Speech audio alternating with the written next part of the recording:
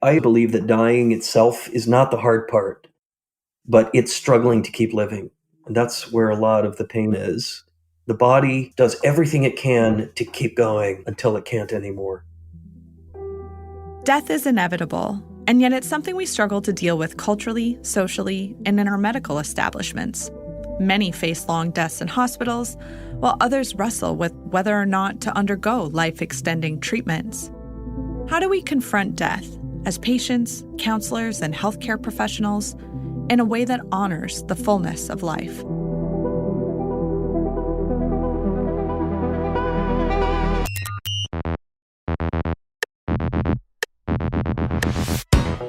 Welcome to Harvard Thinking, a podcast where the life of the mind meets everyday life.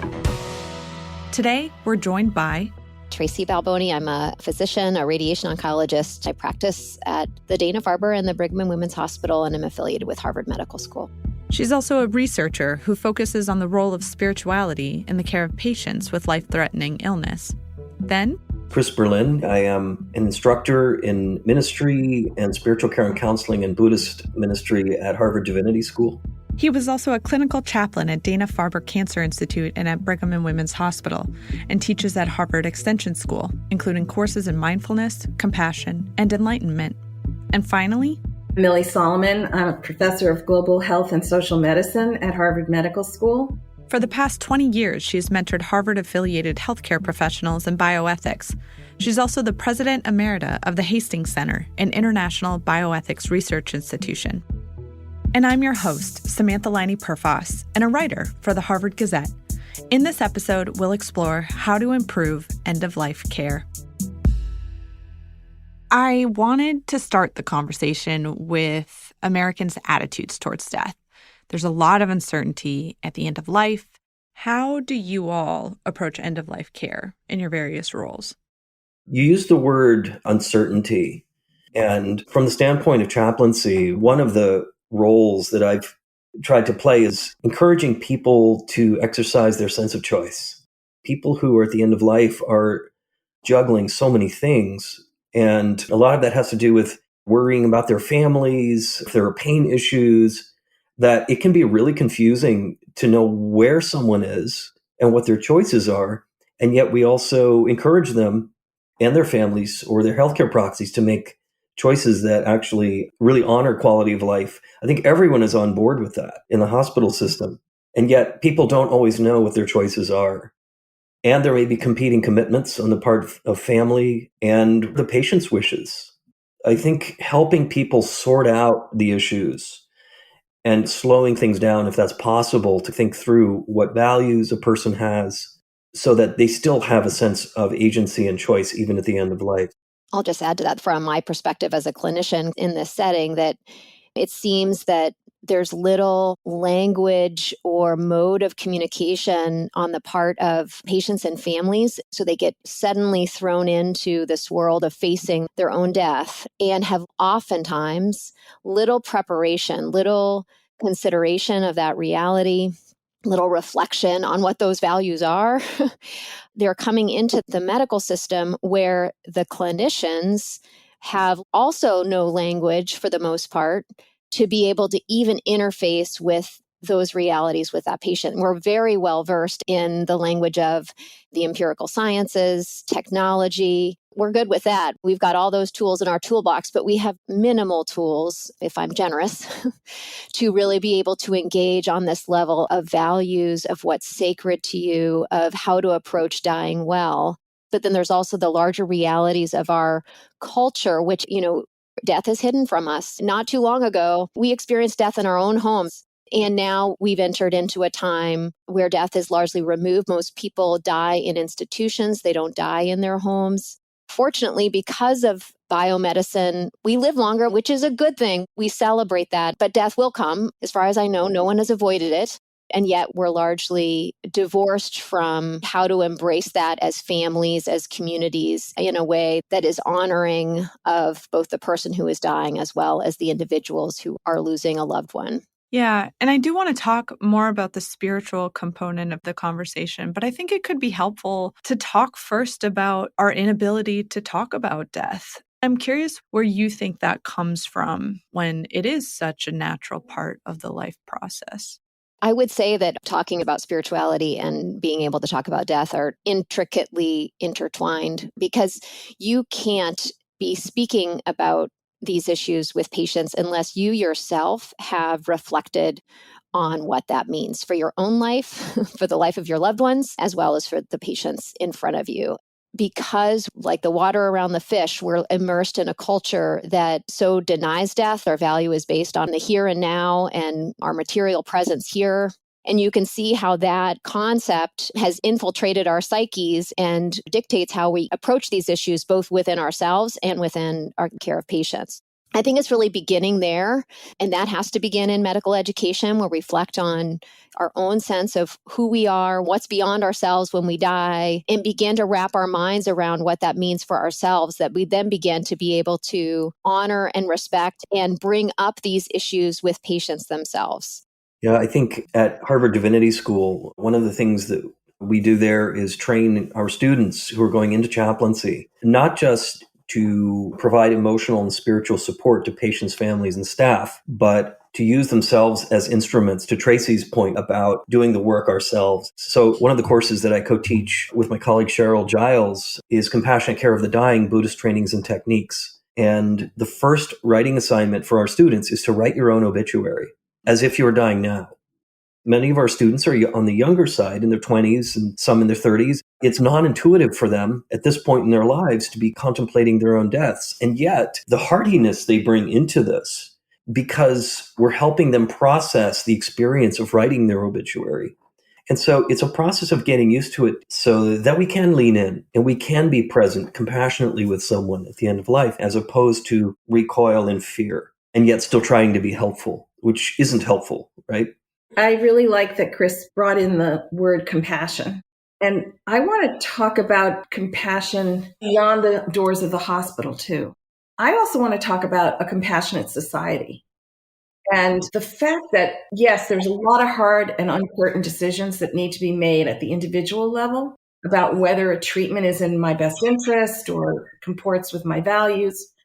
But at the same time, we have an aging society with many people who are alone, socially isolated, impoverished. As we have gotten better at managing chronic illness, we have more disability and frailty. The care of somebody frail and old is extraordinarily expensive, if it's even available. I think it's been estimated that there are 5 million people with Alzheimer's and 15 million people caring for them. Many of those are family members who've given up their jobs. Just taking that. Where is the compassion in our society to try to support these families and their loved ones? What does a compassionate society owe its most vulnerable people? And what kinds of new financing systems, what kinds of new ways to organize nursing home long-term care, how to promote home health aides with a decent living and benefits. All these things are a part of our compassion as a society. Why have we not already begun to invest in some of those things that would actually help end-of-life care for the type of patients you were talking about? We don't even have universal health care in the United States. So our whole framework is highly individualistic and very limited in the kinds of programs that we support as a nation. If a family is struggling with an elder person, it's because of them, or they didn't save their money early enough. It's not seen at a population level as a way that we can all help each other.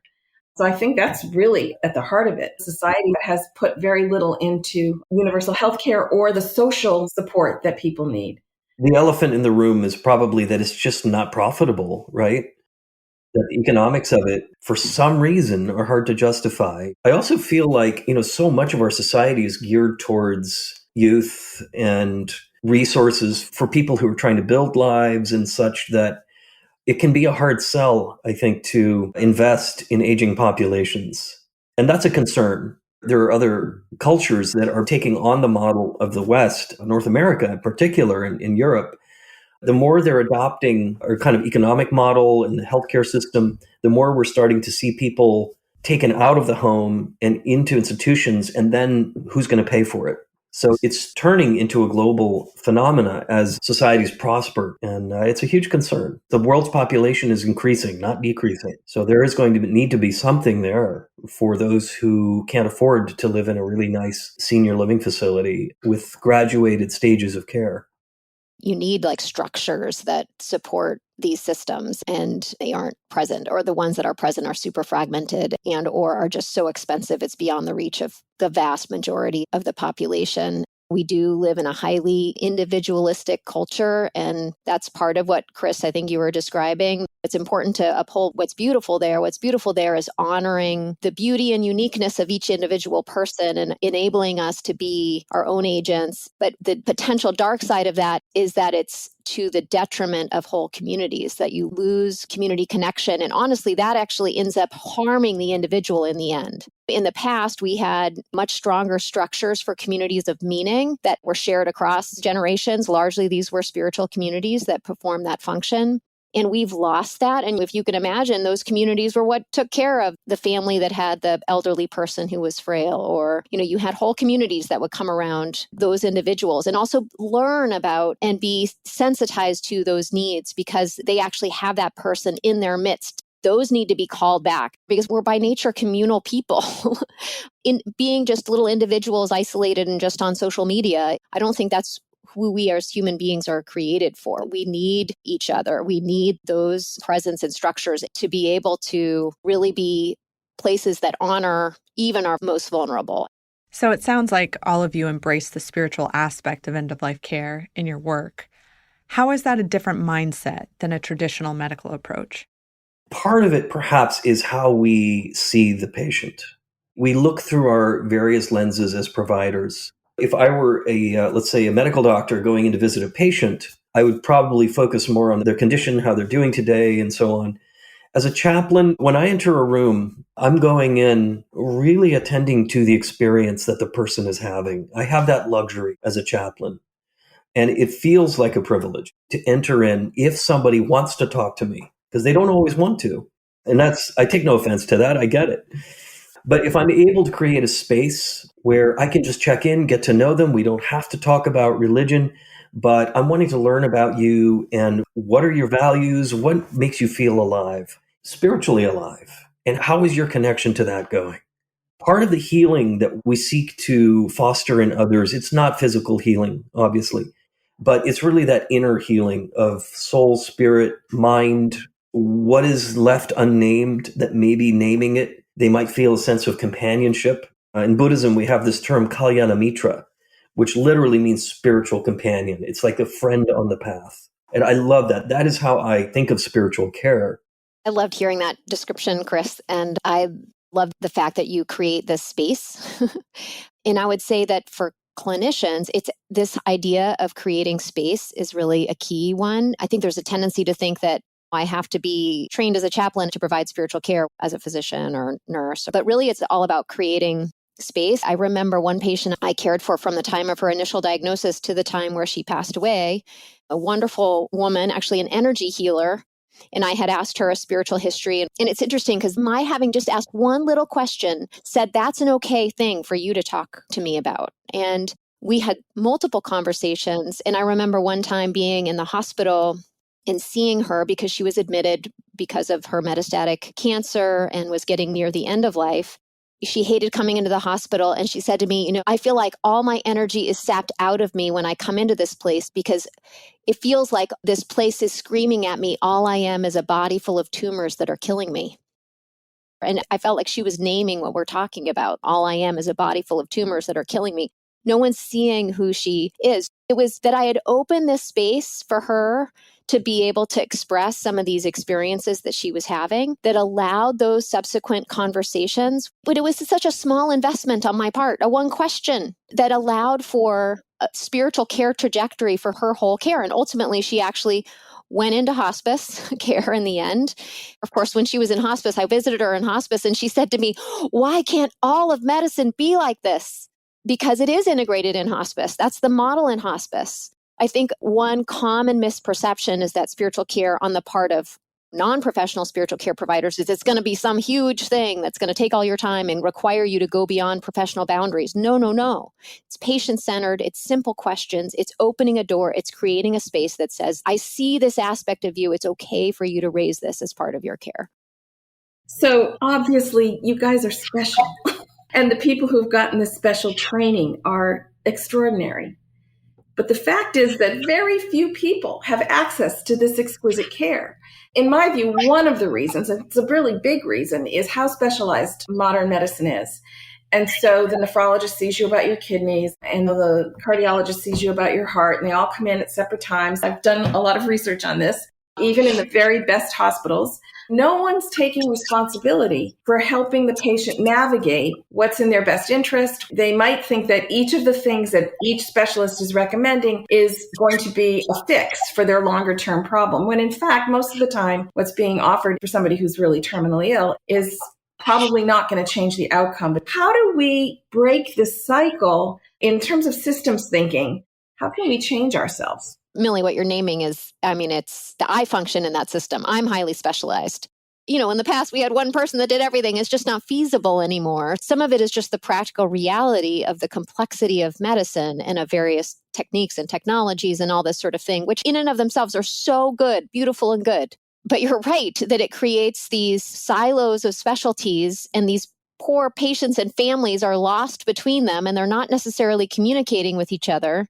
I think how to actually begin to build bridges, there's much thought that needs to go into that. And I can see even in my own practice some examples of how this has worked, but like creating really these little communities of clinicians that are helping carry patients and families. And within my own world, we take care of a lot of patients with metastatic cancer. They're usually admitted to the hospital. They usually have to get seen right away. It's often an urgent setting. So recognizing that these were the patients with the greatest need for complex care coordination, for communication with their medical oncologist, with their primary care physician, we created a team-based structure with representatives from those groups in order to care for those patients. That's one small example. So I think there's an increasing recognition that it's just not feasible for one person to do it. It has to be a team approach, but you need structures that enable it.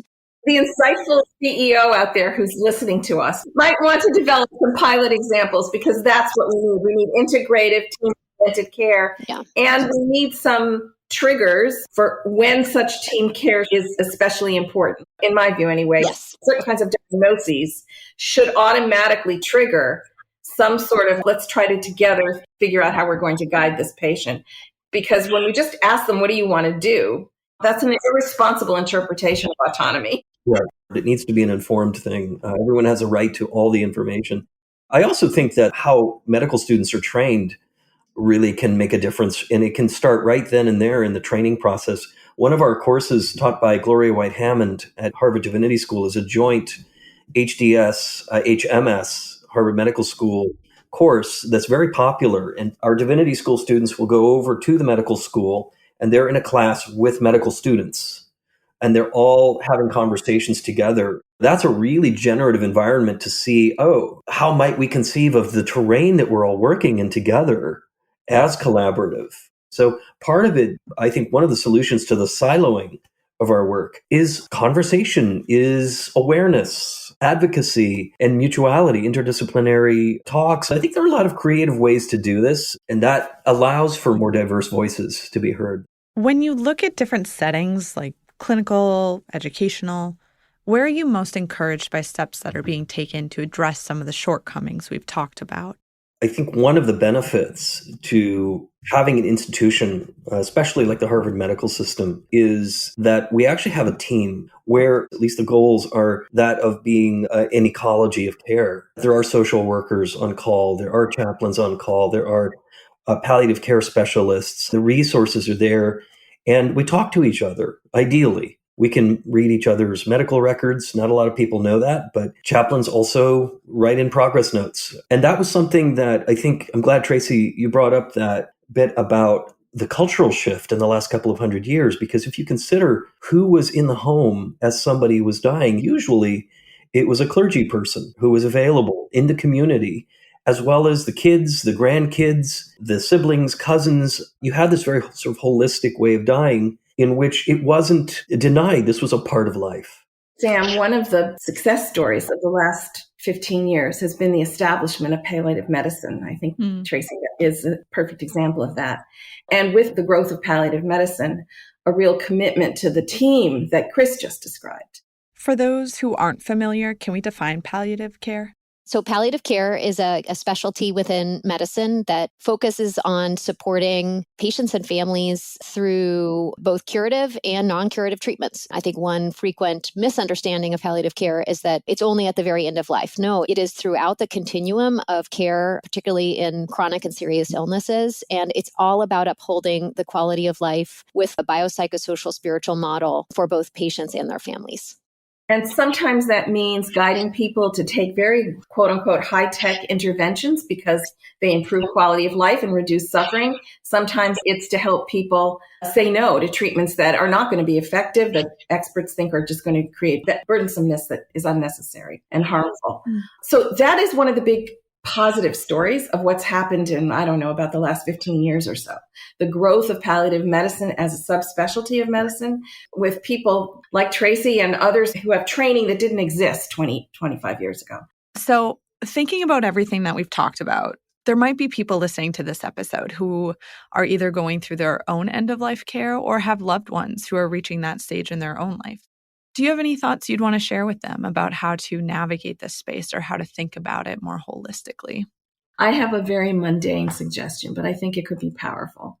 Since doctors' language often obscures the fact that somebody's in the final phase of life, I think family members can actually open the conversation and put doctors at ease.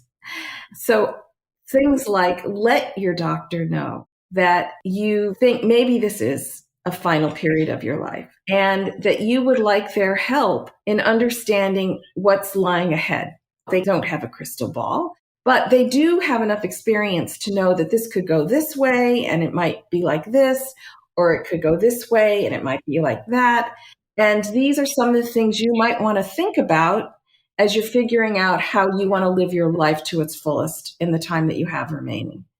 Actually, Millie, I would just echo much of what you've said and just say that it's feeling free to be asking those questions and also to be asking them over and over again, because there's always uncertainties, but things become clearer over time. The clinicians have more information. It's helpful to hear from differing clinicians' perspectives. From the nurse, for example, sometimes the nurse knows better than the doctors do.